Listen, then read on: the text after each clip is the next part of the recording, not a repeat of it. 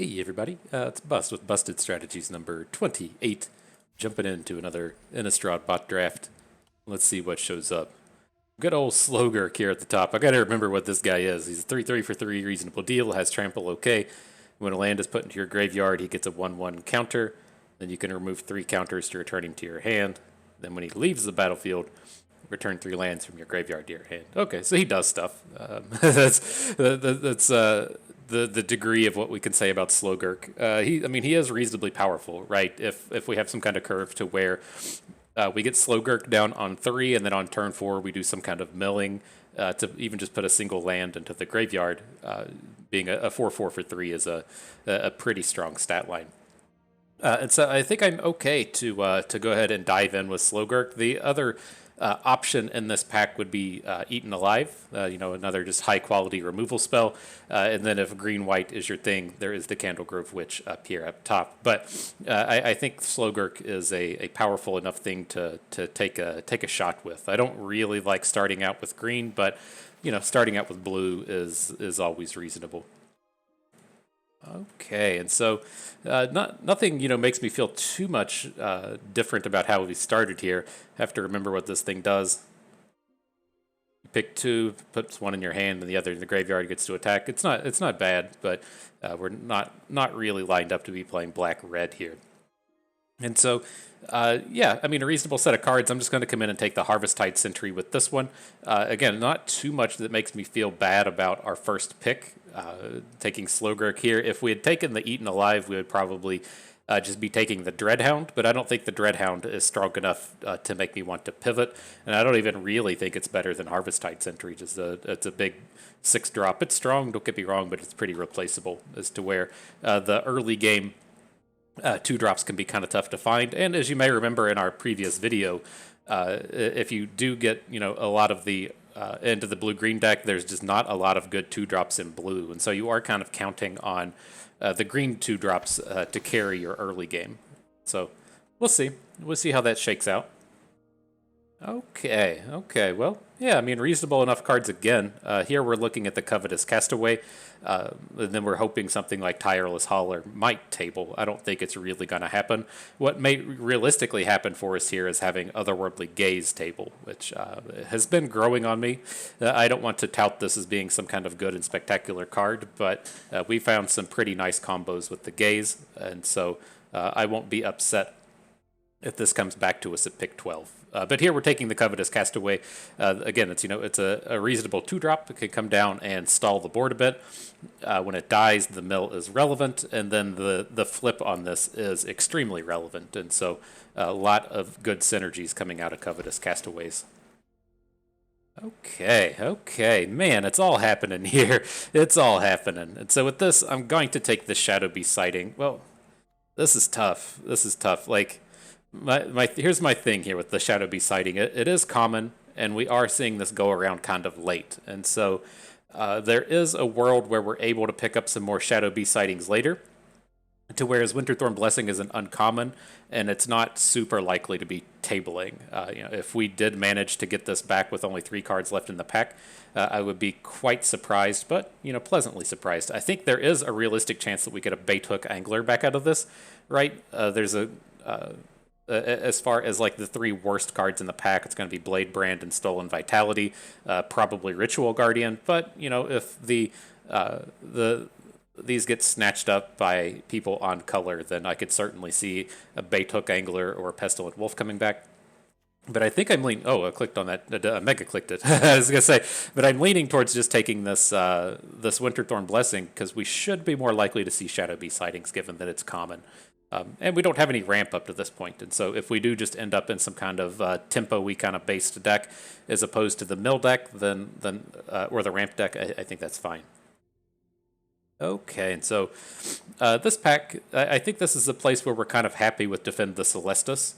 We are passing up on Duel for Dominance, and these blue-green decks do tend to really lack ways to interact with our opponents, but given the way our curve is shaken out here, where we don't have any Shadowbeast sightings and we don't have any Organ Hoarders, if we do end up to being this like more aggressively based deck, we're going to be pretty happy with Defend the Celestus. And I don't think we're shaping up to be a deck where we're going to play the Rejuvenator, and we spoke to the Duel for Dominance. I think this is okay. Duel for Dominance is, again, another card that just tends to show up. All right, well, very easy Sentry here. This is our premier 2-drop, so we're happy enough to add more of these to our stack. And then the Unblinking Observer is good. If we do end up with the Shadowbeast sightings, the big plays that we're looking for this deck would be the Unblinking Observer into the Shadowbeast sighting. And so, yeah, there's really like 3 decks that come out of Simic. They do kind of tend to intermingle and mesh, but the big strategies that you're looking to combine, there's 3 of them. You're either looking for the self-mill strategy, where you're going to have the likes of Deathbonnet Sprout, you're going to have Eccentric Farmers, you're going to have Organ Hoarders. Those are going to be your premier self-mill cards, and then the payoff is going to be having flashback cards in your graveyard. There's just lots of very good flashback amongst these, and then we do have some of that self-mill payoff here in Slowgurk. So that's thing number 1 is the self-mill. Thing number 2 is the ramp, where you're going to be using Unblinking Observer, and you're going to be using Root Coil Creeper to ramp into Shadowbeast sightings. And then thing number 3 is this kind of Winterthorn Blessing tempo deck, which can be, kind of a struggle to get together because you're trying to chase down uncommons, and blue doesn't have very many good aggressive early game plays, but it's another powerful strategy to pursue. But Unblinking Observer plays quite well in most of them. Look at this, an 8th pick eaten alive? Jeez. We could have had a monster stack of this, but we'll take the only green card here. Okay. Well, we got an Unblinking Observer out of this. That sounds good to me. If the Shadowbeast sightings do manage to make their way around. Oh, wow, black is just, like, not drafted here today. I mean, I don't think we can look to pivot into green-black, but we'll see. With the Dreadhound does have this mill ability attached to it, and so maybe there's a world where that makes its way into our deck, where we end up drafting green-black or something. Okay, well, the Otherworldly Gaze tabled works for me. Pestilent Wolf, reasonable 2-drop if we need him. Okay, we'll take the black card just in case. I don't intend on playing black, but with the way these Dreadhounds and cards are tabling, who knows at this point. Okay, there is a wildly powerful collection of cards here between Vanquish the Horde, the Duelcraft Trainer for any of the more aggressive-based decks, the Eldric's Outrider for the Sacrifice deck. Lots of powerful stuff. Even got the Moonrager Slashdown here for the red decks, but this is our Shadowbeast sighting here. We've already got the 2 Unblinking Observers. This is just right on point with what we're trying to do. Okay, beautiful. Shadowbeast sighting number 2. This makes me feel pretty good about passing up on the first one we saw over this Winterthorn Blessing. Now that we are able to add 2 to our deck, feels pretty good. And then there is the Unblinking Observer here. We might be able to wheel this around at pick 10. Most of the blue decks would much rather have Gale Drifter than Unblinking Observer, so there is a world where it tables, and then I wouldn't be upset to pick up Might of the Old Ways or Pestilent Wolf either. So I think we should get a good pick out of this one, but with this we just want the Shadowbeast sighting. Okay, well these cards suck. Let me switch this out to curve view real quick. We have some options here.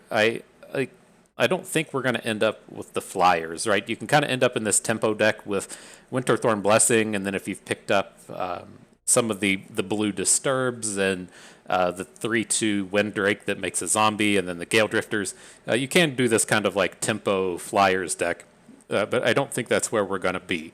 I don't think we need Secrets of the Key. If this wheels, we'll consider playing it, but I don't think it's where we want to start. I'm really just looking at this Candlelit Cavalry. I'm not really excited about it, but it fits into our curve. We can probably move the Dreadhound back out of here at this point and just give us like a little bit of something at the top end. I want to have like 1 5-drop, and we're probably not going to play Timberland Guide. I don't think we're going to have a splash and want the Dawnheart Rejuvenator, and so let's take the Cavalry. It's not something to be excited about. Oh, Shadowbeast sighting number 3. All right, there's another Unblinking Observer. That would be coming through at 4, 5, 6, 7, 8. With 3 cards left in the pack, it's going to be like Return to Nature, tapping at the window, Mystic Skull.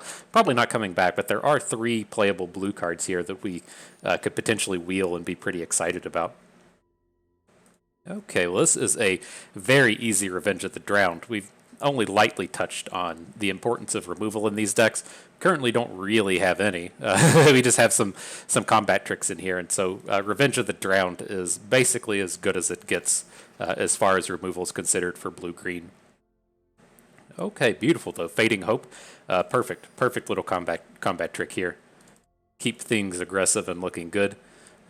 With these, I'm kind of leaning towards Flip the Switch. This isn't a deck where we're ever going to play Component Collectors or Larder Zombies. I would rather have Storm Rider Spirits than Candlelit Cavalries. It just comes down and could typically just get in for damage to where the Cavalry's kind of not guaranteed. But I'm just going to go with the Flip the Switch here. There's a reasonable chance that we'll want to end up playing that one. Okay, Scab Wrangler. Interesting. It's, of course, very good here. If the board ever stalls out, it gives us some bonuses, and then if we do have cards like Startle in our deck, it's not unreasonable to just kind of incidentally generate a few zombies. Happy enough to take this edition, just ultimately pretty powerful. Okay, well here's the Storm Rider Spirit. Not amped about it, but it'll make the cut. Unblinking Observer is definitely our take when we already have 3 Shadowbeast sightings. Happy for that one. Feel like there was a card in this pack we were expecting to wheel and didn't. Here was the Return to Nature pack. We'll just take another Flip the Switch. Very easy for us to just have like a lot of late game mana, mid to late game mana with all of these Unblinking Observers. Okay, good. Here we got a premier green card in the Hound Tamer. Just a fantastic way to continue on with a big tempo draw. And maybe we'll wheel the Tireless Hauler. This is a much better game ender than the Storm Rider Spirit or these Candlelit Cavalries. Okay, things are coming together. So the uncommons and rares weren't good for us here, but we'll take another Harvest-Tide Sentry. I would like to pick up a combat trick. Preferably, we would be able to pick up some Startles. I know we passed on a Startle, and we passed on some of the +2/+2 cards. But that's the only thing I feel like we're really missing now. Here's our 4th Shadowbeast sighting. Happy enough for that. Was this Eccentric Farmer our choice here? Well, I do really love an Eccentric Farmer, but I feel like we have to go for the Duel for Dominance at this point. As far as our interactivity goes, like... let's get these kind of lined up a little bit better here. It should be a little bit easier to see. I don't even really want to be playing Covetous Castaways in this deck, but let's see. We switch it out like this, right? Our only interactivity is the 2 bounce spells in the Fading Hope, the Revenge of the Drowned, the Winterthorn Blessing to tap something, and then the Combat Trick and Defend the Celestis. We just got to have like something to potentially kill off one of our opponent's units. So I would love the Eccentric Farmer. They play fantastically in these decks, but I think this is just the more important card here. And then of course, we find a Duel for Dominance in the very next pack. All right, Farmer, come back to us. Okay, well here he is. I think there's there's just tons of good cards in this pack. I'd love to take all 4 of these. So we're going to have to stop and think about this because we are looking to be much more on the aggressive side of things. And so I don't really want Rise of the Ants. We're not going to be able to like super take advantage of this. We're just a little bit too aggressive for this to be strong. Now, I would rather have Rise of the Ants opposed to any of these 5 drops that we have. It is stronger than both the Storm Rider Spirit and the Candlelit Cavalries, but I think we have better options here in the Startle. Now, before I take Startle, I do want to come in and check on our unit count. Like Covetous Castaway is not a strong one, but it is a unit and it's going to make the cut. We want all the Wranglers, the Sentries, the Wolf will make the cut. We can at least move you over here, though, because you aren't that good. So we're at like 1, 4, 7. Our 2s are all good. 10, 14 creatures that we want. So we aren't really hurting for bros. Yeah, I do love an Eccentric Farmer, but I think this is going to be the place for a Startle. Just a premier combat trick, especially as we're playing with all of these Harvest-Tide Sentries. All right, we got a second one. The Delver of Secrets works for me. I wish we could have picked up that second Delver. That would have worked pretty nice here, but he didn't make his way in. Okay.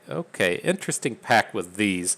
I'm looking to just pick up the Tireless Hauler. I think we have like the good enough combat tricks now. Now that we have the 2 Startles that we just picked up, along with the 1 Defend the Celestis, might of the old ways isn't that important. But I would like to push in this Tireless Hauler over these other 5 drops. I think it's just much higher quality than any of these other ones. Here we got a Silver Bolt, probably not going to play it. We're not going to play Secrets of the Key either. If it comes to one of these flashbacky value kind of cards, we're going to play Otherworldly Gaze. So we'll just put the bolts in the board. All right, a plummet. Can't remember. I wasn't counting the packs to see if there was going to be any of the cards wheeling potentially that we were really looking for. Otherworldly Gaze. I was hoping like a Delver of Secrets would make its way back around, but not quite there. Okay, and then this is I was getting the reminder as it goes to the deck building thing. I don't know if there's a way to do it, but it was always nice in like Magic Online where you could make like 2 stacks, so you could kind of like split your units and your spells by your converted mana cost. Doesn't look like that's a thing we're able to do here, but it'd be sweet if it was. So let's get these lined up. I don't think we're going to play Covetous Castaway here. We'll have to come back to that one. We are looking to play Startles and Duel for Dominance. All these are going to make the cut. The Pestilent Wolf is probably going to make the cut. It's pretty weak, but having a big pile of early game plays is quite important for us here. Bounding Wolf I don't really want, but we'll wait and see. Let's go ahead and move the Bounding Wolf to the kind of meh pile. And that's where the rest of these 5s will go. So, okay, so as far as the units go, I mean, it looks pretty good here. We've got 9 early plays, and then we have 10, 11, 12, 16 creatures. Okay, so yeah, I feel pretty good about not playing any of these. The Covetous Castaway we'll let hang out for a minute, but these expensive bros, God, you gotta... Come on, Wizards. This is embarrassing. Like it's like has no one come and played with the UI and said this is frustrating. I don't know why anyone would ever be frustrated by this. But okay, moving forward. Let's see what else we can do here. Oh, I did that wrong. I want the Fading Hope in the deck. Starting to move the spells we want to play back in. We're going to want the Startles. We're going to want the Duel for Dominance. We want the Winterthorn Blessing. And then we definitely want the Defend the Celestist and Revenge of the Drowned. So I think that's okay. We can cut this down to 16 land, remove the Flip the Switches, the Otherworldly Gaze, the Covetous Castaway. It's like this is the only one I'm kind of like curious about. I'm not like really amped up about playing Delver of Secrets unless we're also playing Otherworldly Gaze, but I don't want to play Otherworldly Gaze unless we have 2 Delver of Secrets. And so I'm kind of looking at maybe just playing 1 Flip the Switch and then not playing any Delvers or the Otherworldly Gazes. And I think that's fair. So if we do that, Delver, you're out. If we had 2 Delvers, I would go for it. With 1, I don't think I want to. Castaway's out. A single Flip the Switch. Then we need to cut out a land. Forest can go. So we feel pretty good about this. I think I like it. Looks good. Everyone in agreement? Let me double check we didn't have anything in our sideboard. Don't want the Delver. The Covetous Castaway belongs in the mill deck, which we are not. We just have Flip the Switch. We made the 1 copy in our deck. Plummet tapping at the window. Yeah, this looks good. So alrighty. Another Simic video for everyone out there. Tempo deck part 2.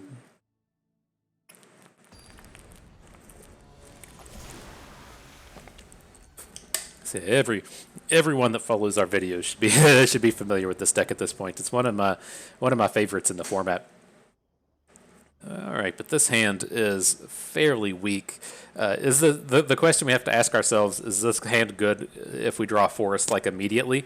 Not really. And so, I mean, if we were starting with Island Forest with the double Unblinking Observer, I'd probably keep it. With the double Island, though, I want to go ahead and mulligan this away. Much better. So we'll keep that. I think we can just get rid of Startle. It is quite good in our hand, but I think yeah, I think it just has to go. We can kind of stall the board out a little bit, and then even if we need a trick to do, we have the Hound Tamer to potentially just put a +1/+1 on something.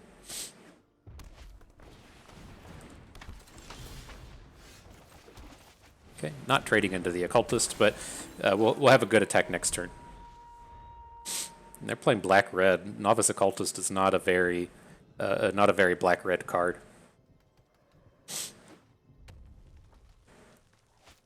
The least aggressive unit 2021. Jeez.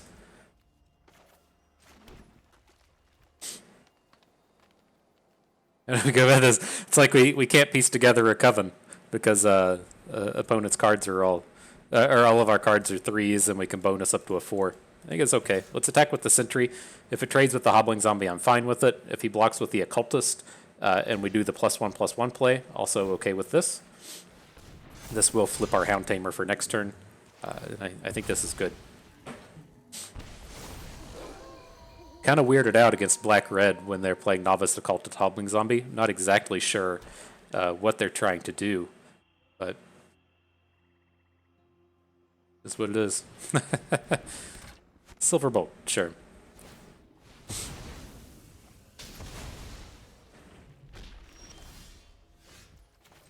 Alright, well, I think we're forced to trade. We're not going to hit a Coven anytime soon. And hopefully these Shadowbeast sightings will be enough to give them some trouble. We've drawn tons of land this game, and so it's a little bit unfortunate. Hopefully we'll pick up some non-land cards here in the immediate future.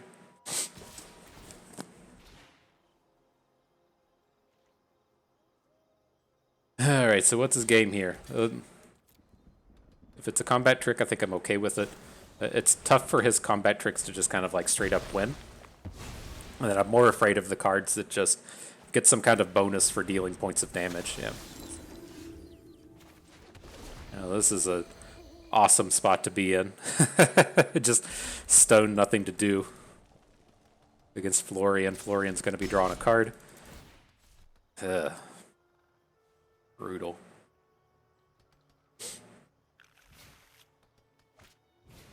Yep. Alright. I mean, we just have to discard the Duel for Dominance. I know, here's 100% what's going to happen. We're going to discard this duel. We're going to discard the Duel for Dominance, and then we're going to draw a land. Call your shot. See? Told you. What an absurd game.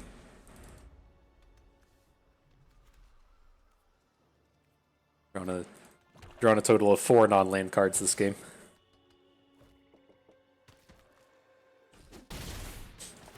But I mean, you can't risk that, right? If we go into the next turn and then just can't play any cards, like if we draw a Startle or defend the Celestus or anything that just doesn't directly get on the board. What a ridiculous game.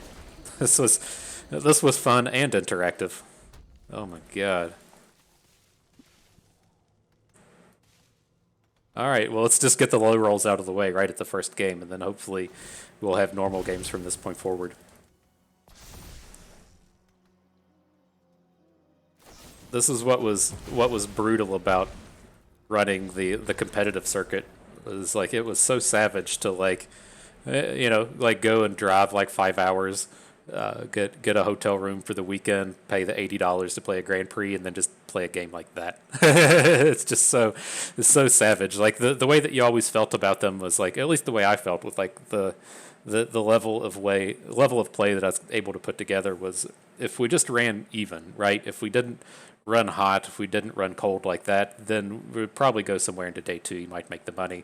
If you're running hot, you probably you know, be putting up a shot at the top 8, or at least getting up into the top 64 or so, where the payout's a little better. And then, you know, you're gonna have events like this that just ruin your weekend, where where you show up and nothing goes your way, and then you have to just call it a day. But this is what it is. I'm sure we'll battle some opponents that stall on 2 land or flood, or just kind of part of the game. It's just like so new to me now. It's like I know that I'll eventually just kind of get over it, but it's just from playing like Hearthstone and playing Runeterra for like the past, I don't know how long it's been, 7 years, that that's just like not a thing. Like you do run into games, like we always talked so much in Runeterra about like mulliganing away from hands that can't do anything before the 3rd turn. But like that, the times that happened would be like, you know, it felt like less than 5%. just with our mulligan strategy and our deck building strategies, but man, it can certainly be a struggle. Anyways, here we've got this hand with the ramp card and the triple Shadowbeast sighting. We don't have a forest to go along with it, but if we pick one up in the top 3, we're looking pretty good. All right, maybe we bitched enough about our land for for the forest to balance out here. An opponent missed. I'm sorry. I'm sorry, friend. Not quite willing to throw away the Unblinking Observer into the Timberland Guide. We have these 3 Shadowbeast sightings, and we're going to want to flash them back out of our graveyard. And so he can stick around and kind of count as a land for us. There's a land for you, my man. You're back in it.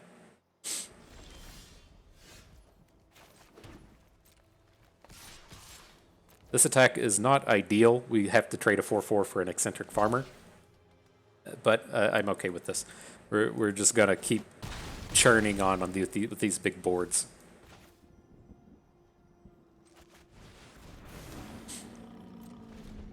Can't imagine we want to like play the new one first and then duel for dominance off a 2/2. Like I'm cool to duel for dominance off like something now, just kind of where our board is, but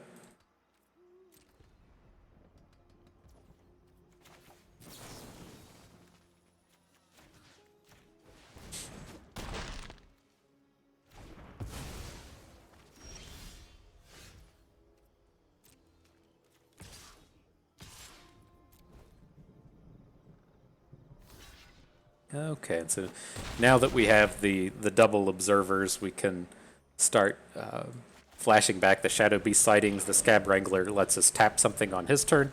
If he taps out for a unit, we're just lethal here. So let's see what happens. Okay.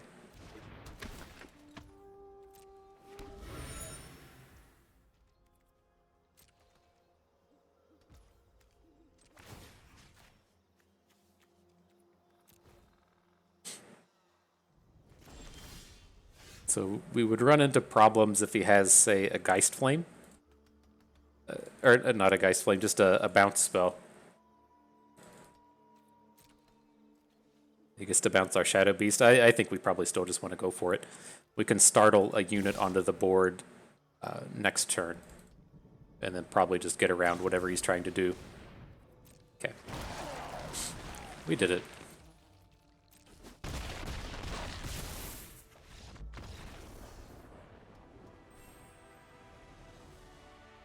Victory. Go us.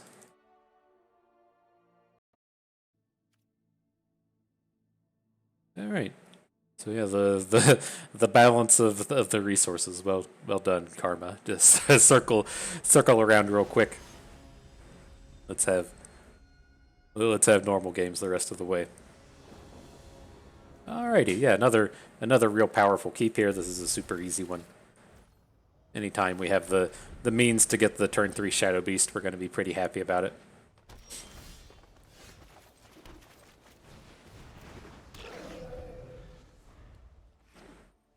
Yeah, everybody's playing blue-green today.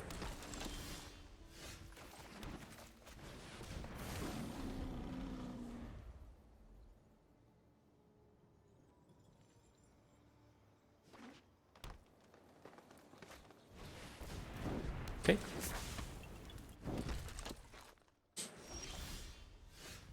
And Slogurk. He's not super strong in our deck here. We didn't pick up a lot of the mill cards. We didn't really pick up any of the mill cards, and so we could look to just run him out, but we're not going to be putting lands into our graveyard too easily. He's just going to be a 3/3 for 3 for the most part in this run.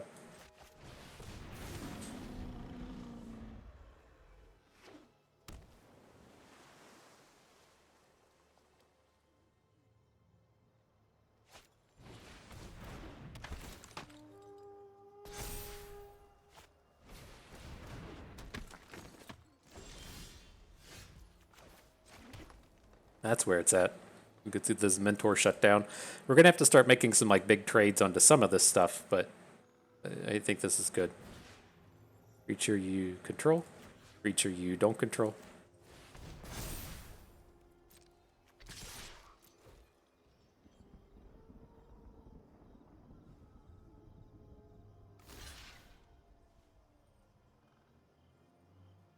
Yeah, that's good.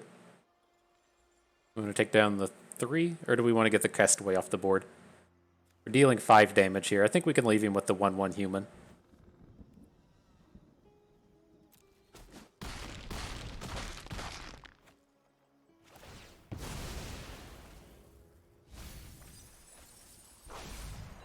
Some decent spells coming out of the way there.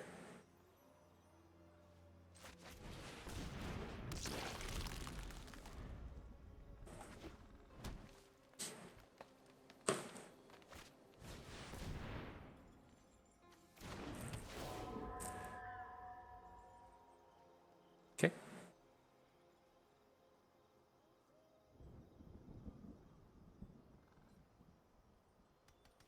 So how do we feel about this? We could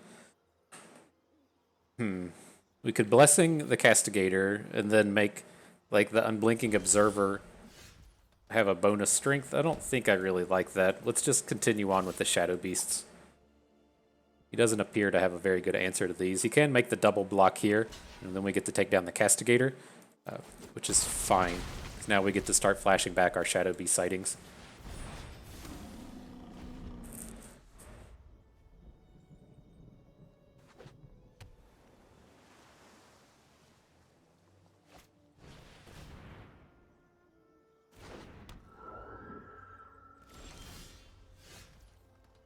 Okay, so I think we just keep slamming, right? I mean, we could tap something. With our 7 mana, we can play like double Harvest Tide Sentry, tap the Mentor, make Slogurk a 4/4.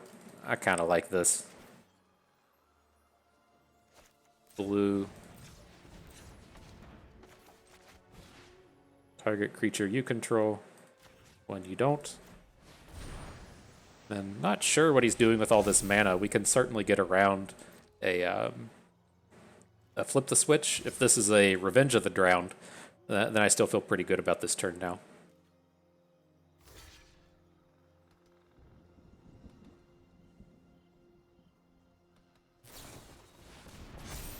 I think the Celestis, not bad, not bad.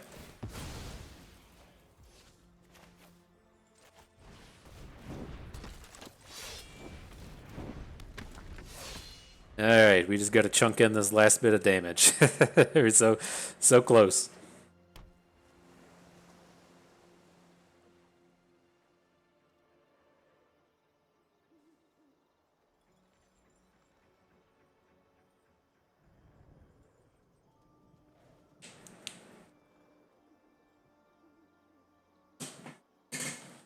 Oof. Say, come on, Slogurk, you're supposed to do more than that. What a name. But yeah, I mean, we have a bunch of good draws here. Any of the bounce spells are good. Things like Hound Tamer are quite good. We still got apparently 2 Shadowbeast sightings left. All of our deck is looking reasonably strong. Wow, another Defend the Celestis. Impressive.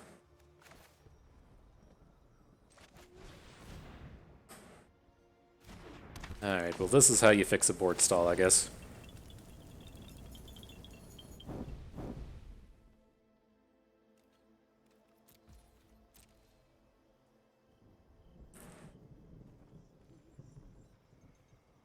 Be nice, nice if we had one more unit. We could really get a big shutdown on this board. But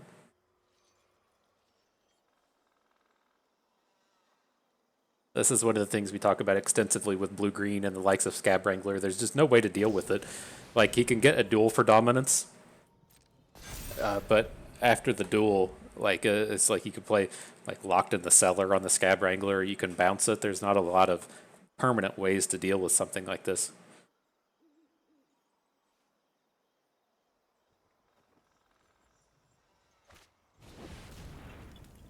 Alright, bro. Your cards are definitely better than mine. If he wants to attack, it's fine. We'll let that one happen, and then we'll just try to tap something on the end of his turn.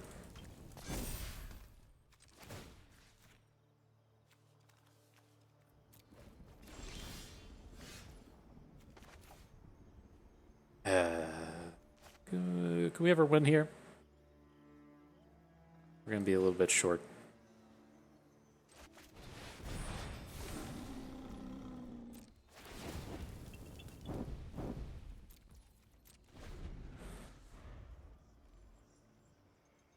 Maybe if he starts to feel comfortable on this board, like he can attack with a Hook Hunt Drifter or something, then we could maybe get some taps in for the win, or if not the win, at least like blow out his board with this Defend the Celestus.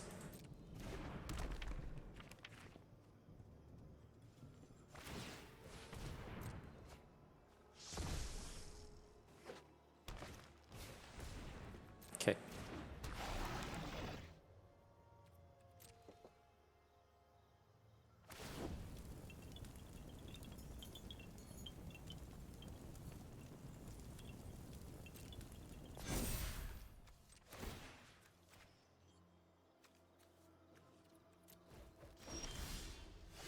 And the startle.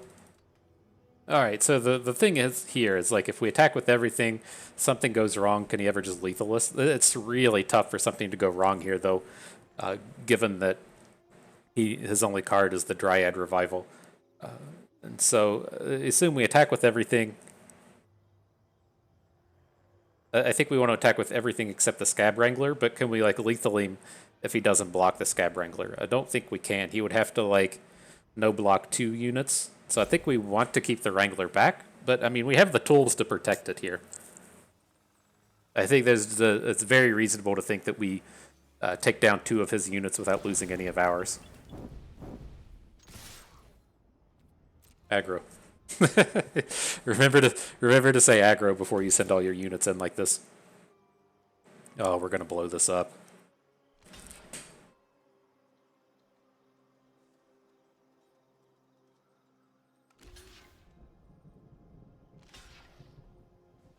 Oh, he gave us a lethal. Okay.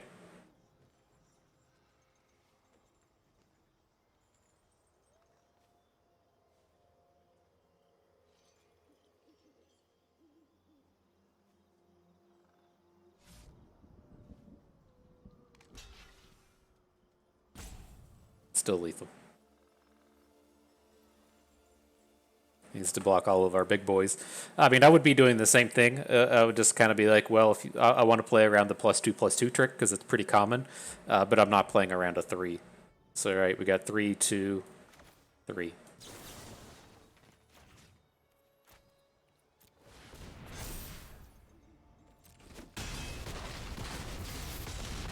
Got him.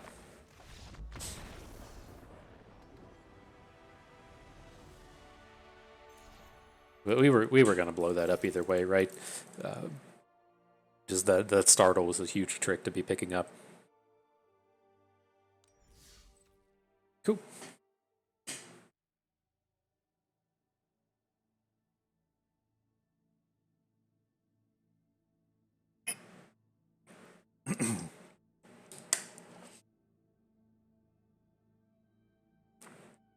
All right, so like 3 games, two mirrors. I wouldn't exactly call them the mirrors.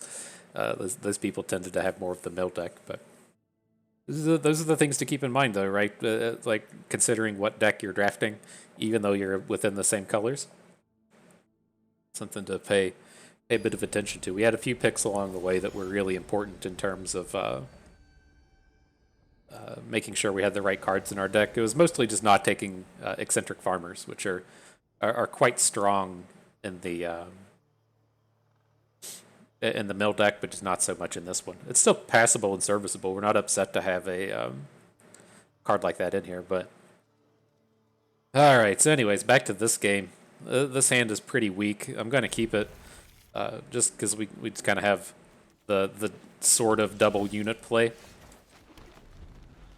but. This hand can like really struggle when you say play Pestilent Wolf and then your opponent has a removal spell for it. So we're really counting on the Wolf to do a lot of work here.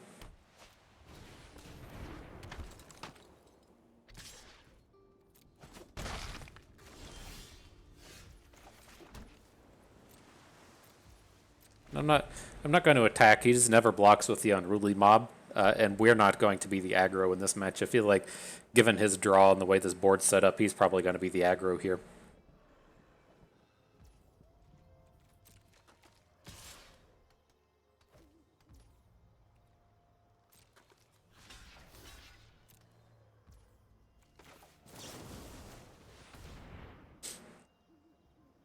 Let's just go ahead and play cards. He has open to play something here where we can't flip the switch, but I want to be drawing a unit, and so the startle is going to be our best way to hopefully pick one up. Shadowbeast sighting would be a big draw here. Of course, we just pick up more land because that's the way that's the way life is, and that's fine. It's like if he has like a dual craft trainer, that would have been pretty painful, but this dude's fine.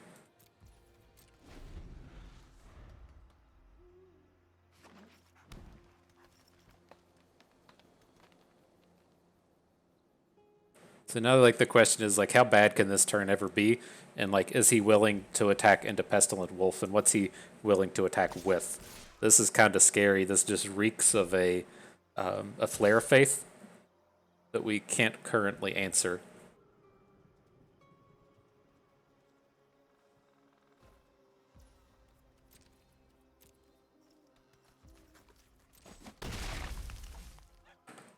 We can just try and deal with that next turn. Hopefully we just get like to flip the switch a 5-drop here or something, but the question is if he just like sends it back to us, are we willing to defend the Celestis, our Pestilent Wolf? And I think I'm actually pretty okay with it.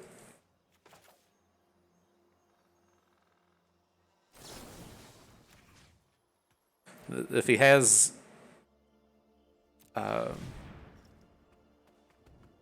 like if he has duel for dominance, it's horrifically bad, but otherwise it seems to be okay.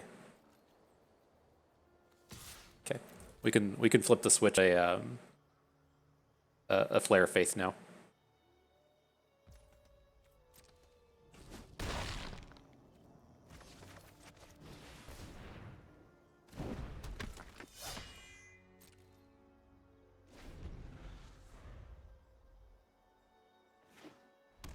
Cannot flip the switch of Flare of Faith now, but I'm willing to trade the Harvest-Tide Sentry for his Cathar. It's completely okay. Or I guess I should say trade the Sentry for a Flare of Faith.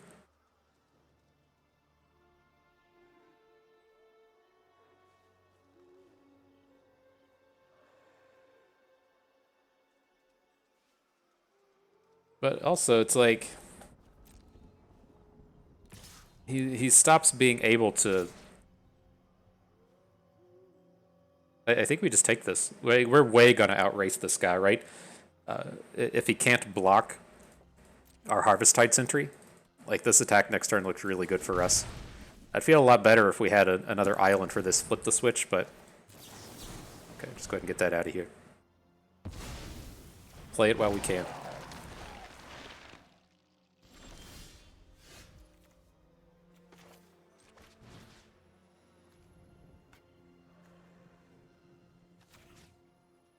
One creature you don't. Okay.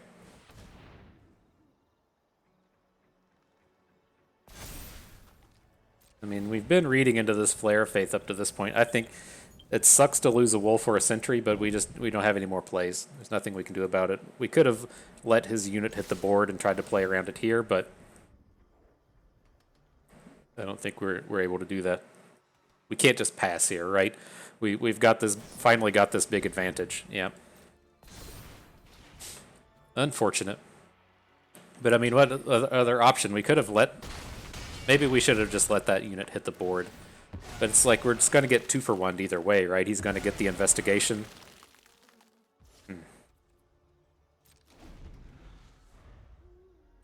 Well, we can still maybe get wider than this and take it down. If we draw an island and can add 2 observers to the board. Oh, shit. Damn.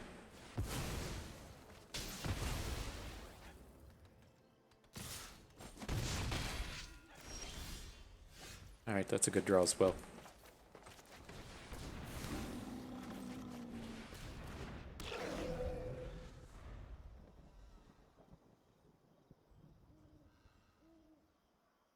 What can you do for us, Shadowbeast?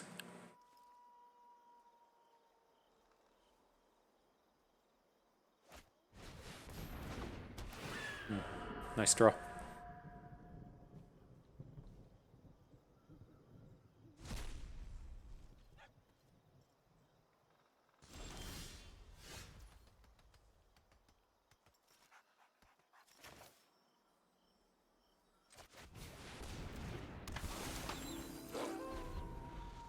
Not unreasonable to think this Tireless Hauler may flip this turn as well.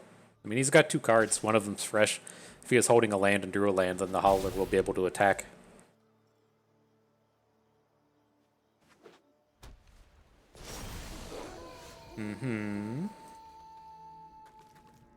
All right, well, let's get busy. I think we're gonna keep the tap on the Soulgriff Guide, and then we're going to Winterthorn Blessing. I'm looking to Blessing the Unblinking Observer just to make sure that it can trade with everything. Is that it? Is he ever going to outrace us with this thing, though? Well, it keeps it from blocking next turn as well. 1 creature you control, 1 creature you don't.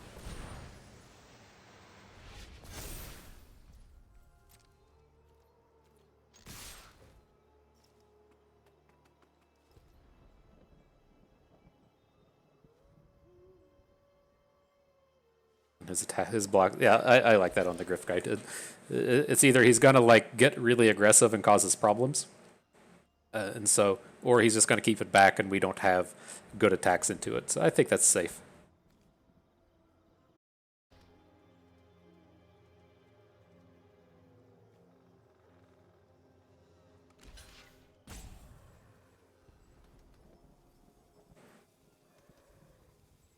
I like this. He's going big on the Unruly Mob. I guess there is a world where he has a combat trick. Like if he had a land and a combat trick, he'd be coming into this turn. If he had a combat trick, though, I think... I guess he's got the combat trick. It's like, it seems like he would rather just be putting it on the Cathars and taking down our other unit, but... Okay.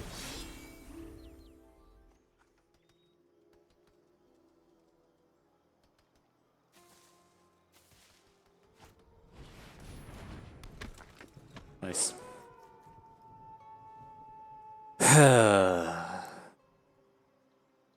Painful.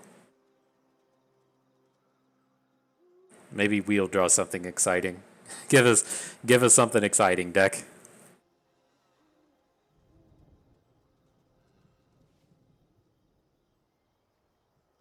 You're really thinking about attacking? You can never attack here.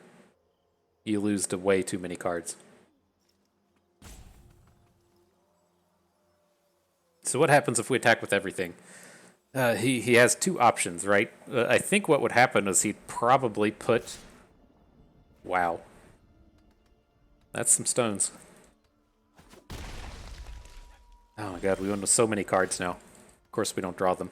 I was going to say, I think what his line ends up being is he's going to put a counter on the Unruly Mob, block the mob on the Harvest-Tide Sentry, and then just put something in front of the 4/4. We don't have our good attacks anymore.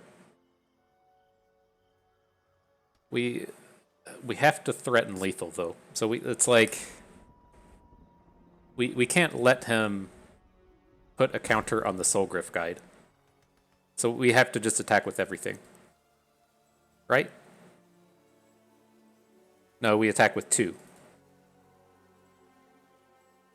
And then we should still have 2 units behind.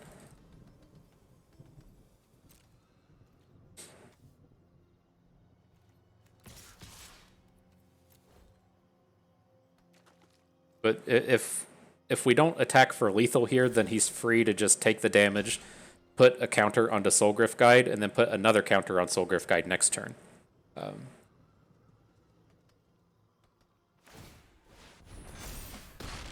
Oh my god, are you serious? Wow. Okay.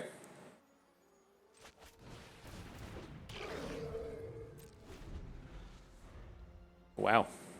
All right, well, we got ways to win this again. He's given us tons of turns and tons of outs. I don't think we're going to get it. Yep.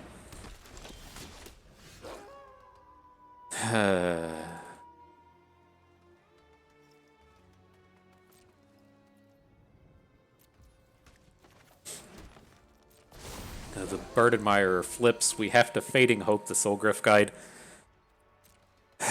Maybe they'll do something dumb.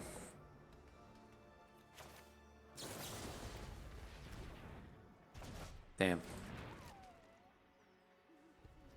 I'll just keep looking over here. I don't think we have any ways out of this.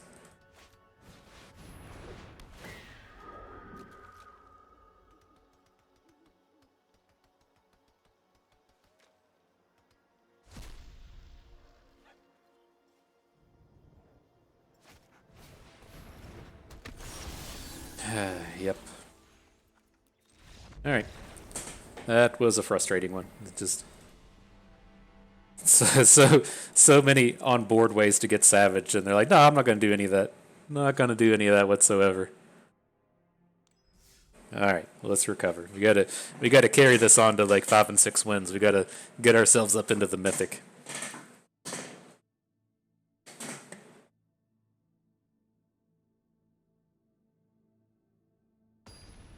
I think what really turned that one was when he top decked the Soulgriff Guide to take out our Shadowbeast token right before we could flash it back. That token, we would have taken that one down easily.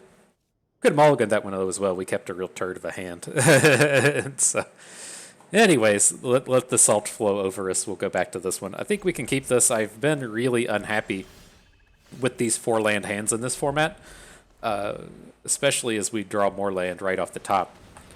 But this hand was way too good to consider mulliganing it.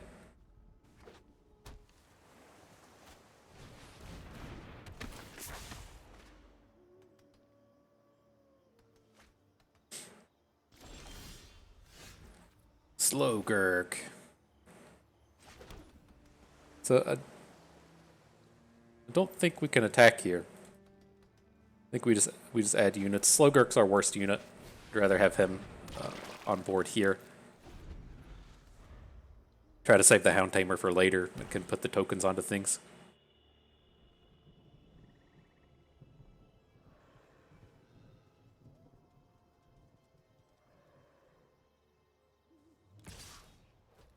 Whoa. Aggro blue-black.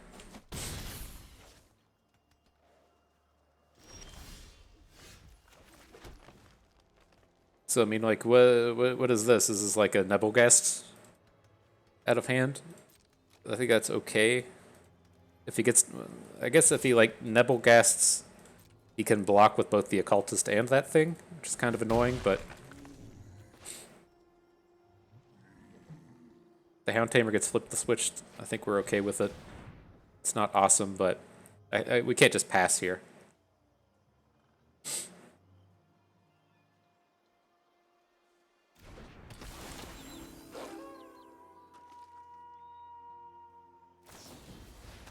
Okay.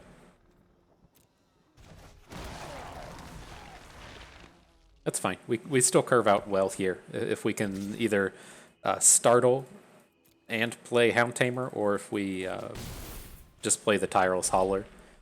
Both of them seem reasonably good.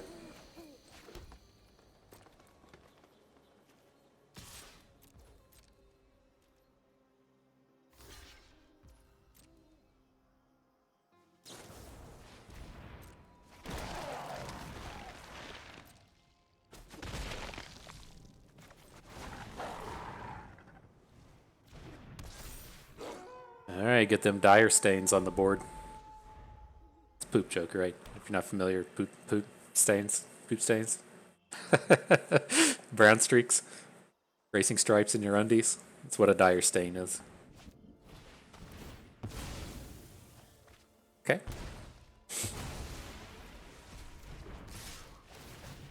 All the aggression coming right in. I like it, dude. I like what you're about.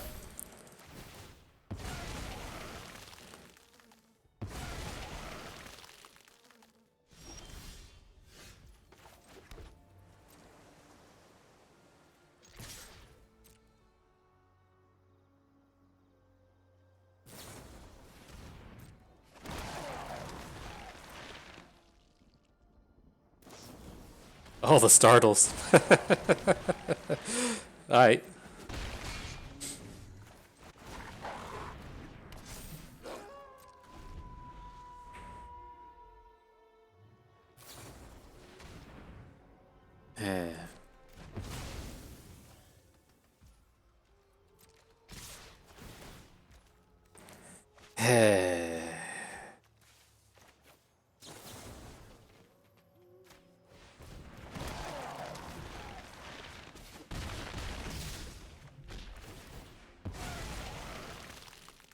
Alright, where does this get us? Okay.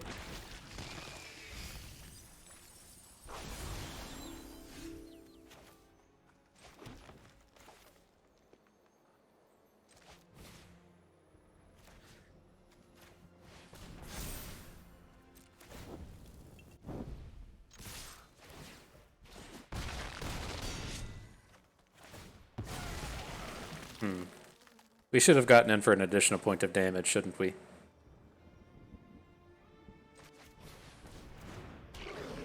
We need to just lock this Archivist down. I was thinking that we could just block him if we need to next turn, but that's just like super greedy. Yeah, we should have taken him to 4. Okay, still enough. I like it though. I like that aggression, my man. I like what you're all about over there.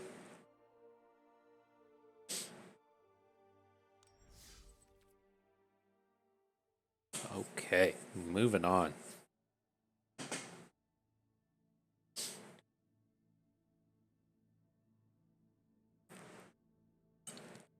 I do forget sometimes with the Winterthorn Blessing that it gets to...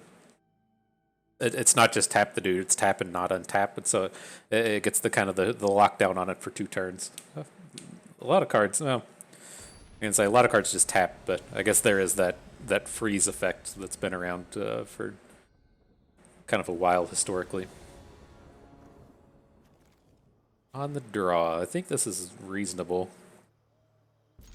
It's a little scary. If this was an Unblinking Observer, I'd be stoked about it, but can't have it all.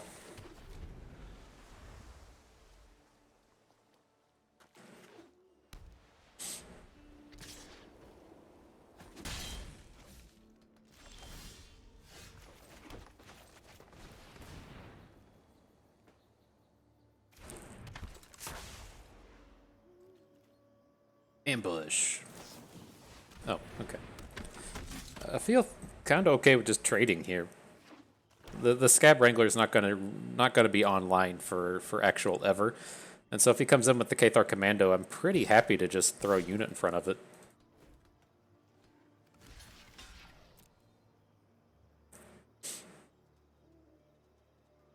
Just to make the decision if the unit goes down or if he wants to flip his thing and let us keep it. Yeah, fine.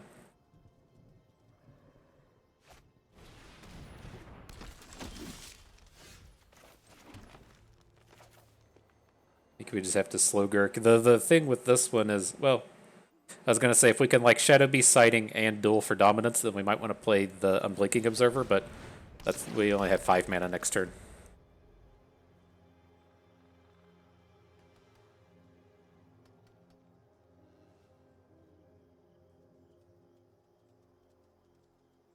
Can't quit highlighting my cards like you have a removal spell.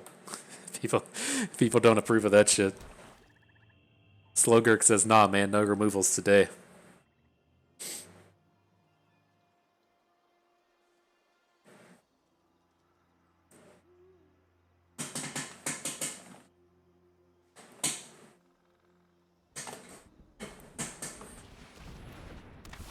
Okay. Really, just for the Coven? What am I missing? Just for a single black, what does this mean? Blade Brand costs 2 mana.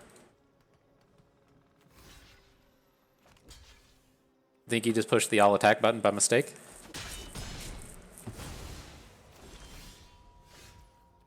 Okay.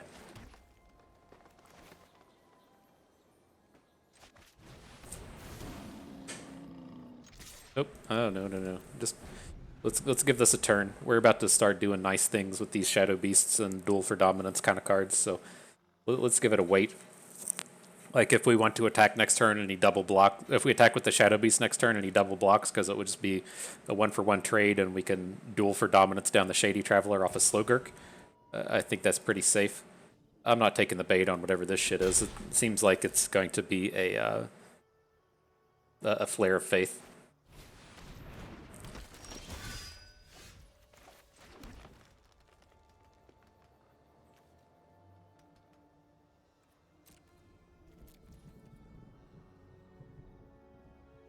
Alright, this will flip his Shady Traveler, but I feel a little bit safer about this now.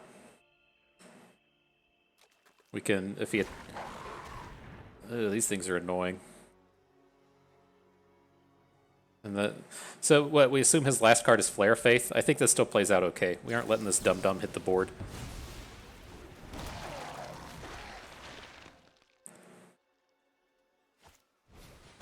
Flesh Taker. Okay. Okay. Good. I like where this is at now.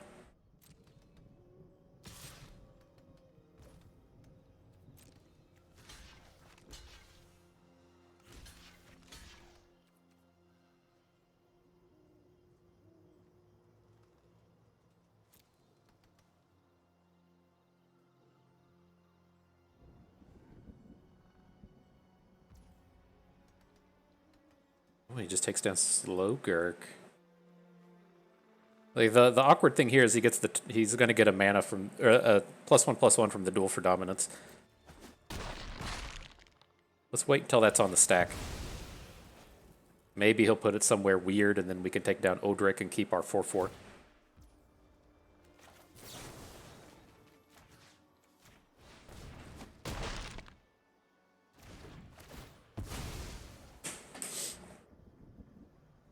Cool.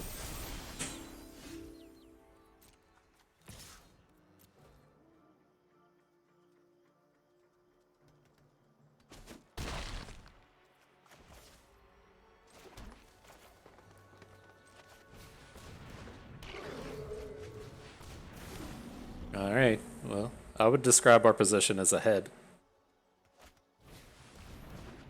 Sarah Angels are kind of annoying here, but sure.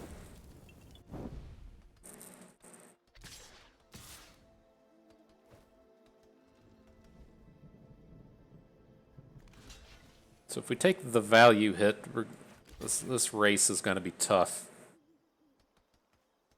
Okay. We might have been too greedy with this one.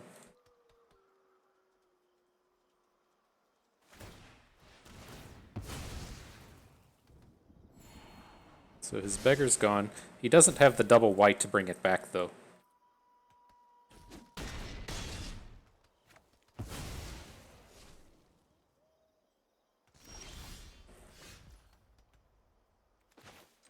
Feels like that was too greedy to attack.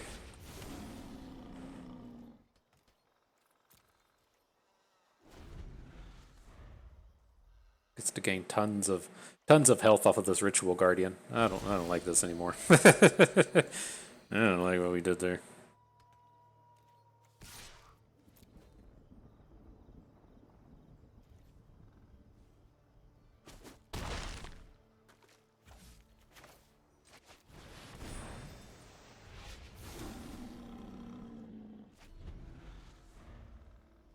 Curious what his no play is here. If it's another double white card or what his deal is.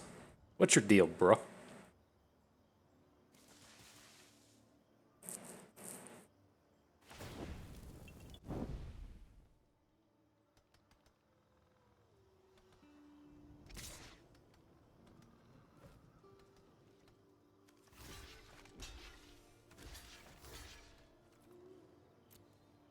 Okay, what is double block? I don't want to get our turn blown up by a midnight ambush. Okay. Now we should be able to attack with both Shadowbeast this turn because we can follow up with 2 units.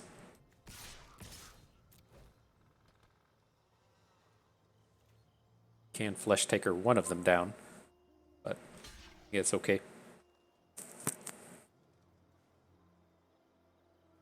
We didn't get hard punished for our greed earlier.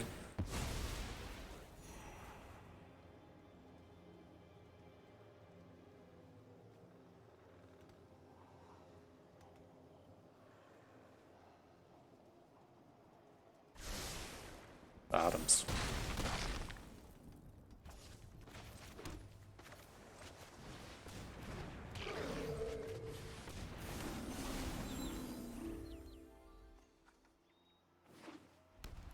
Here comes the Sarah Angel. Sure.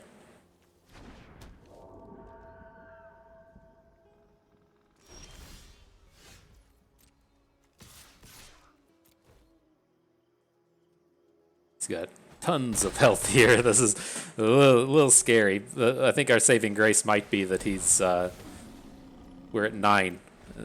So it'll take 3 attacks from the soul as opposed to 2.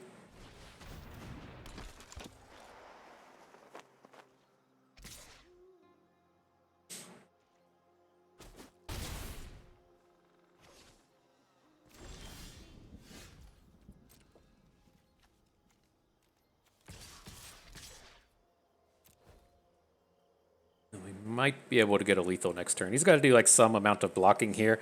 I don't think this Morbid Opportunist is long for the world. What I suspect is going to happen here is he's going to block 1 with Flesh Taker, 1 with the Opportunist, sacrifice the Opportunist to the Flesh Taker, take 4 damage, and kill 1 of our Shadow Beasts. So then he would fall to 9. We're down a Beast. We still have a blockers next turn if we need them. All right.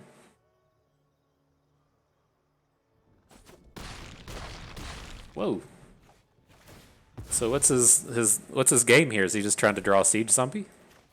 Or does he have a combat trick? Combat trick would do it as well.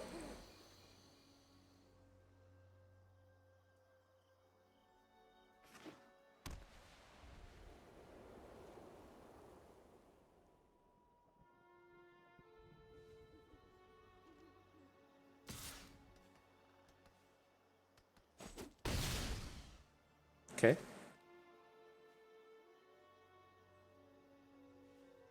No siege zombies, please and thank you. Can we beat everything else? All right.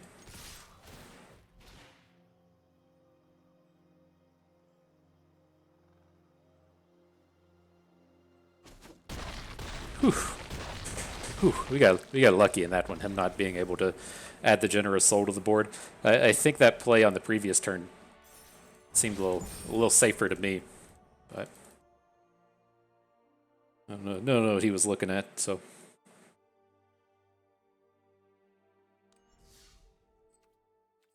all right, to the 4 big wins. Your mom. This dude knows how to put together a name. All right, this hand is fairly weak. If we draw a Shadow Beast in the first 3 turns, pretty big. I think we have to keep a hand like this. I think he mulliganed. Oh, it's your mom, not your mom. So this is probably one of our opponents from the UK.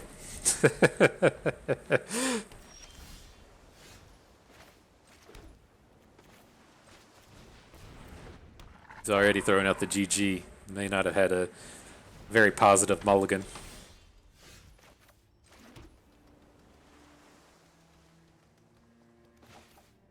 I can't feel like a Winterthorn Blessing is that great here. We do still... Oh, shit. I was going to say, we do still have a good attack if we want to just give it the Death Touch onto the Covetous Castaway.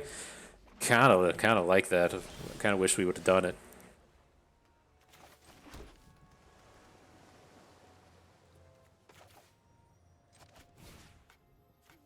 Oh, creature you control when you don't.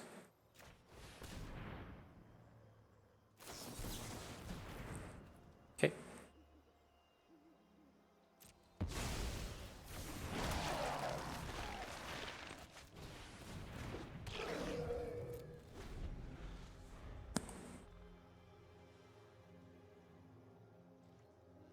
Now, we don't really have anything going on. I mean, I have to feel reasonable about this Tireless Hauler resolving, but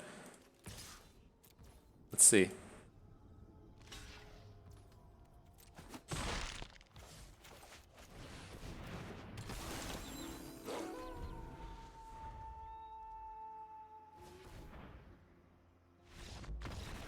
Okay. Well, some mana issues from your mom. I did notice though. I've been playing Storybook Brawl kind of in my downtime, and I do still have the Butt Stuff 420 moniker on the Storybook Brawl. So I am intending, whenever we get to the point to where I feel like I want to make a video for that, the Butt Stuff 420 namesake should be coming back, and so Get ready for it. It's getting there. No, I haven't played nearly enough Storybook Brawl to feel like I'm uh, uh, comfortable talking about it in a competitive light. But we're getting there. It doesn't seem like it should be too unreasonable to hit Mythic. I've played like bunches of auto battlers, and so it's a pretty easy transition for me to move into it. I haven't played Battlegrounds. It seems like Hearthstone Battlegrounds is the closer um, comparison point to say something like Teamfight Tactics or whatever one Valve let fail. But um, I've been catching up pretty reasonably. I just won't play Blizzard games. That's the reason I haven't played Battlegrounds. So I have been a part of the Blitzchung boycott. I have not gone back since. So, alrighty, yeah. But back to this, we have a reasonably aggressive game.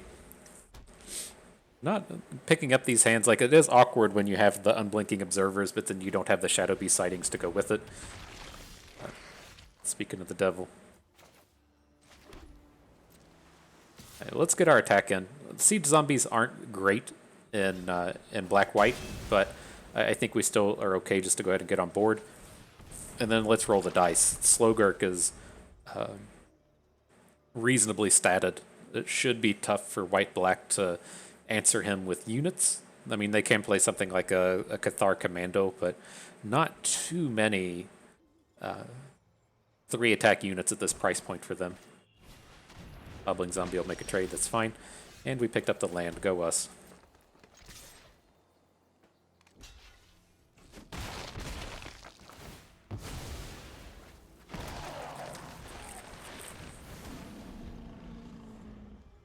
The Shadowbeast has been sighted.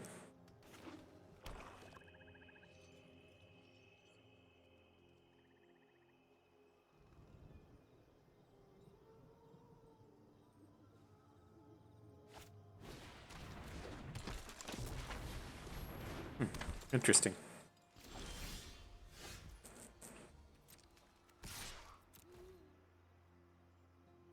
I was really surprised that it's like he played the Awakener but then kept all the mana. That was kind of strange.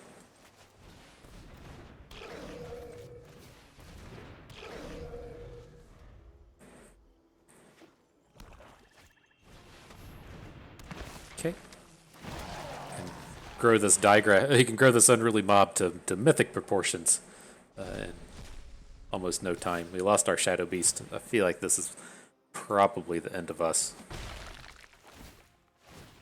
Yeah, we gotta draw some good cards and quick.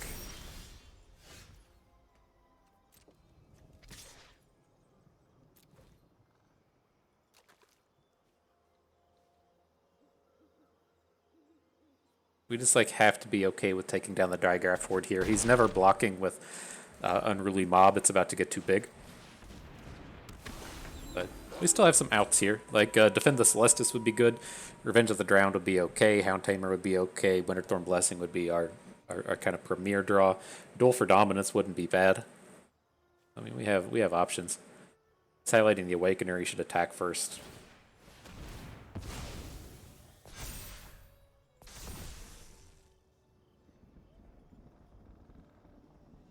There's a very real chance that he just doesn't have any cards to play now, and we get to flip our Tireless Hauler.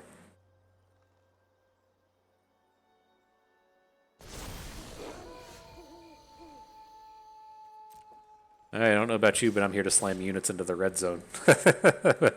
let's get him in there. Yep. Okay. Sure. Can't let Unruly Mob live. We drew our Shadowbeast sighting, and so we have to get our 4/4s onto the board, which are quite good against the likes of this Digraph Horde. Tap the blue. The game likes to auto-tap our not units, so we get the Shadowbeast here. Pestilent Wolf. Alright. That turned out better than expected. Oh, fuck. just when we thought we'd turned the corner. It's fucking Lisa.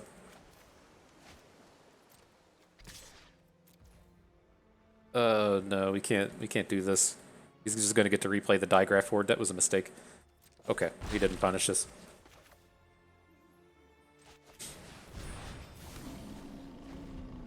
Alright, so there's still a world where he can mess this up, or we can draw a bounce spell, or we could draw our Winterthorn Blessing.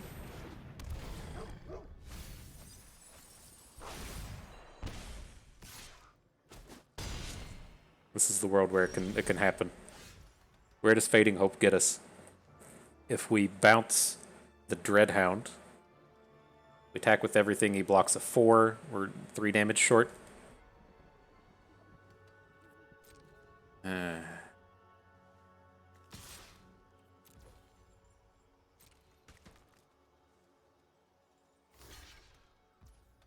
This is good. This does let him get, more stuff on board, but in order for this to work, we need to stop him from going wide. And so our way to end up winning this game involves him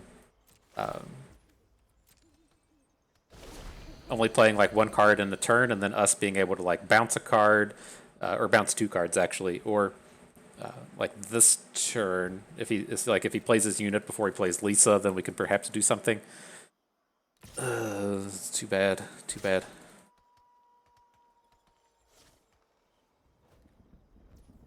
We can't punch enough damage.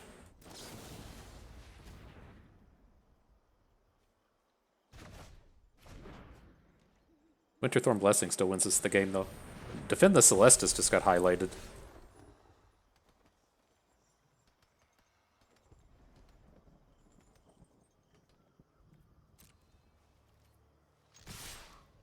Okay. We have to look like we're just throwing the game away. If he blocks our 2 big boys, we can definitely turn this around.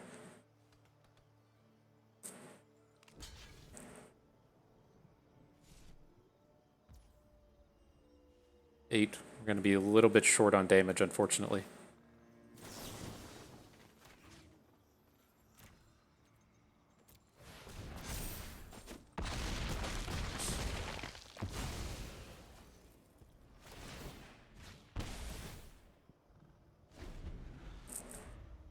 All right. We still have the chance. We have the shot. Say he plays Dreadhound and we draw another bounce spell. We win that game. Oh, that's disastrous. Winterthorn Blessing still wins the game, though.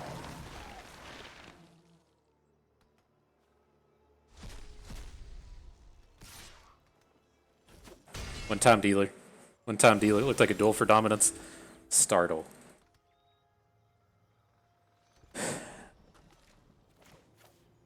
Are we safe to just go ahead and do it now? I think so. Like, I don't think waiting a turn and then startling Lisa to prevent like 2 damage does enough. Hound Tamer.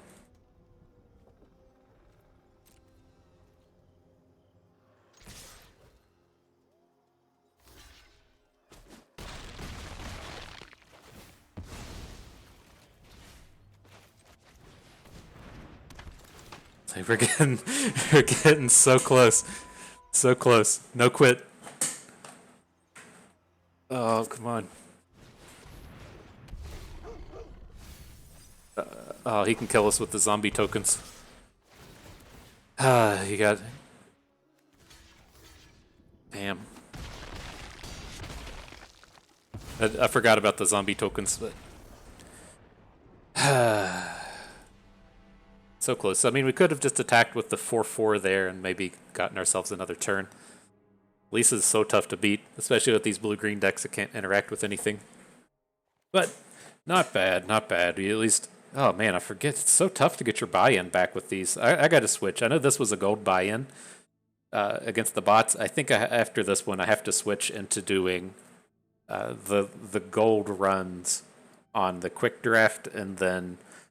because it just takes forever to get 10,000 coins, and then doing the gem runs on Premier Draft, right? Because it's so tough with these. Like, here it is, Premier Draft Midnight Hunt. It's like if you go 4-3, which is it's not spectacular, but that's what I think you should be able to like reasonably hope for and expect. Like this 3-4, 4-3 area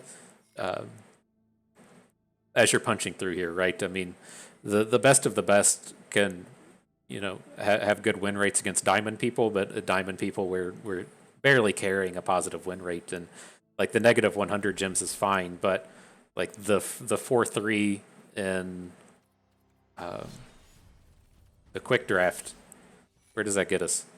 Like negative 300 gems, and then even 2 wins above even is still minus 100. Feels like that 1 win is kind of the break point. I don't know. Some other nerd will have to let me know how that math works. But okay, let's get this pulled up. We'll talk about this one a little bit more.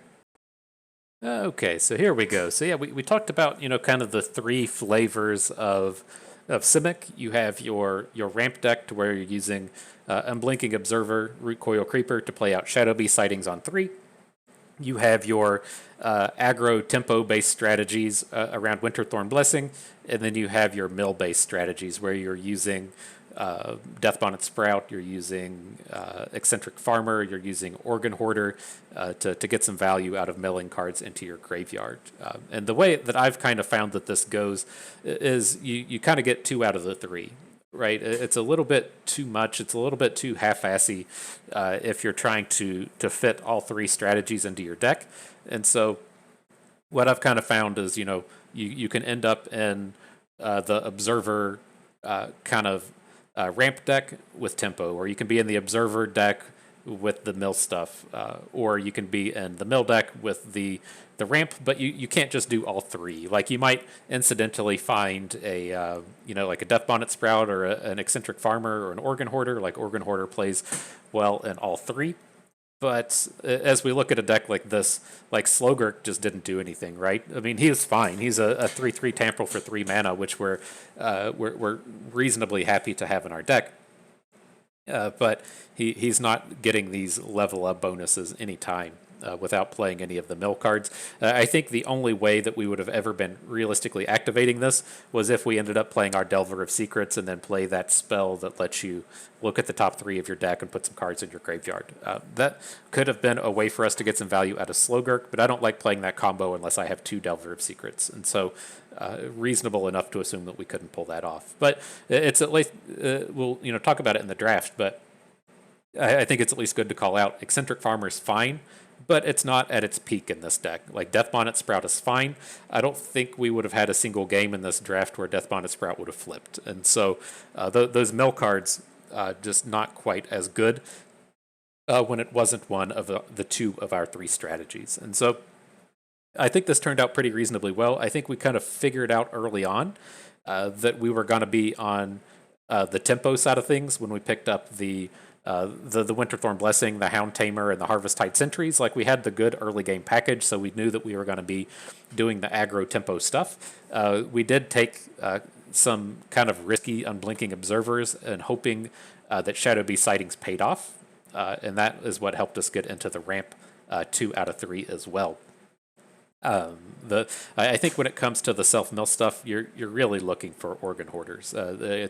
Organ Hoarder is such an easy top 3 pick that you're pretty happy to have them. But I think if you don't have the Organ Hoarders, you're just so disincentivized to chase after all of the other cards that it's probably not going to be too common that you end up in those things. Because like I think the way that you most commonly end up in the mill deck is you start with blue, you take like an Organ Hoarder, and then you pick up like a Revenge of the Drowned 3rd or 4th, and at like pick 5 or pick 6 or pick 7, you end up with an Unblinking Observer, and then you get this random late Shadowbeast sighting, and you're like, oh, this is open. Like we can definitely swing into this. It's not something that you typically start with unless you have the Organ Hoarders. And Slogurk shouldn't have been enough for us to want to be into blue-green. But with the way the packs fell, we just kind of got there pretty quickly anyways. I think it's the best green strategy in the format, and so I'm not really upset about it. I think blue is the best color in the format, and I think that blue-green is the best flavor of green. And so it's not too unreasonable to end up in Simic frequently, I think. But otherwise, yeah, I was happy with how the deck turned out. The big weakness you run into these decks is your interaction is terrible, as you could very easily see in that last game with Lisa. There was just nothing we could do about her. We were kind of counting on our combat tricks to do work. Our only way to actually take her down would have been with Duel for Dominance, and we would have needed a Shadowbeast and a Coven. And then otherwise, we're just using bounce spells. And don't get me wrong, the bounce spells would have been good there at the end of the game. But they are by no means a permanent answer to Lisa. And so that is the big weakness that you have in blue-green. Ideally, if you're aggressive, it's not that big of a deal, but, Startle doesn't kill any units, Fading Hope isn't permanent. It can be kind of tough to deal with those must-answer threats, especially when the must-answer threats have a passive ability. But not bad there. And so, yeah, as we look back at the draft, I'm happy enough to start with Slogurk. Kind of my thing with these black removal spells like Eaten Alive, I don't want to say it's not good, don't get me wrong. And I think realistically the first pick here is Eaten Alive, just because Slogurk's not that strong. These gold cards like Slogurk, you're really looking to pick them up at like fourth or fifth pick and being like, oh, blue-green's open. Here's my, I've got an Organ Hoarder and another blue card. I can kind of pivot over into blue-green. It's not something where you really want to be starting with it. It's not one of those really high-powered rares in Slogurk. And so realistically, the pick here probably is Eaten Alive. But I think Slogurk is probably the second best card. There's an argument that Candlegrove Witch is better than Slogurk, but I don't think that's the case. I think especially given if we got like an Organ Hoarder in pack 2, the Slogurk would have looked much more powerful. But he's fine. And then I don't know if we got the wheel on Unblinking Observer, but it's not unreasonable to think that this would happen. And as we come and look at our pick 9, we did catch it on the way back. Pick 2, this was a reasonably weak pack. If we had started with the Eaten Alive, again, we would want the Dreadhound. I could even see an argument for taking Wake to Slaughter if we started with the black card, but since we didn't start with the black card, I'm not really inclined to pick up either of these. The Harvest-Tide Sentry is quite good in the blue-green tempo decks. As we talk about the tempo decks, the very important to have the good early game green plays, because the early game blue plays just don't have the stats. So Harvest-Tide Sentry is one of the premier pickups there. Covetous Castaway plays well in the mill deck, which we didn't end up in. That's why he landed in our sideboard and not our main board.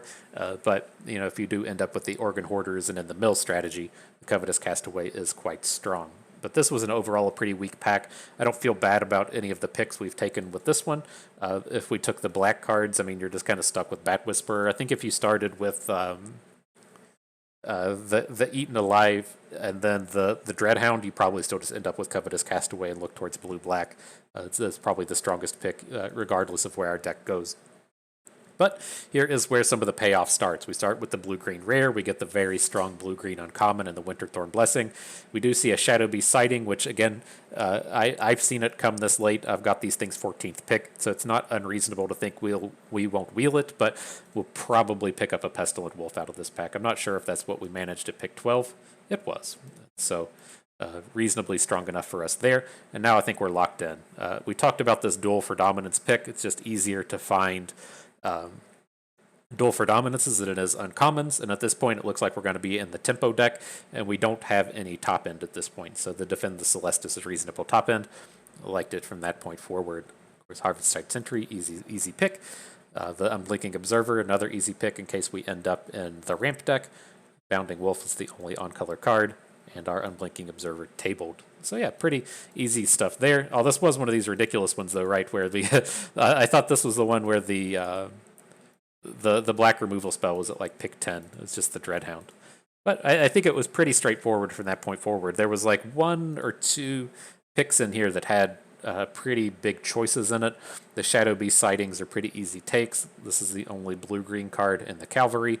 Not surprised we didn't take it.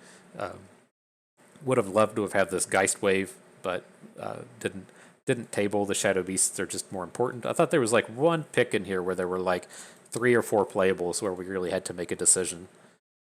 Not with here. The Scab Wrangler's too good. We got to see that one in action. Maybe it was in pack 3. Hound Tamer was easy. Blue-green cards, just take the Sentry. I thought there was one. Was I wrong? Was it just easy from that point forward? I think this one is not close. It's the one where the eccentric farmer is, and we just have to pick up the removal spells. We're not in the mill deck, so we don't care about that with the farmer. Another one? I thought, oh, it was this pack, the Rise of the Ants pack. I think this was okay. The only way that this would have made for interesting things is if we knew that there was another Delver of Secrets coming up here at pick 8. Like this is the Delver of Secrets is kind of one of these interesting cards in blue green, in that it's not strong enough to play one copy.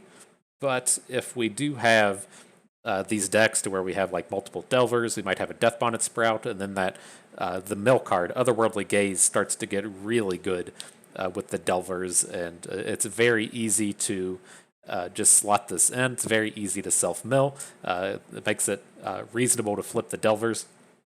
It turns out to be a pretty decent card. And so, if we got to peer into the future and see that Delvers were showing up, I would have taken the Delver over Startle, but we didn't know that at this point. I think the Startle is still the pick here.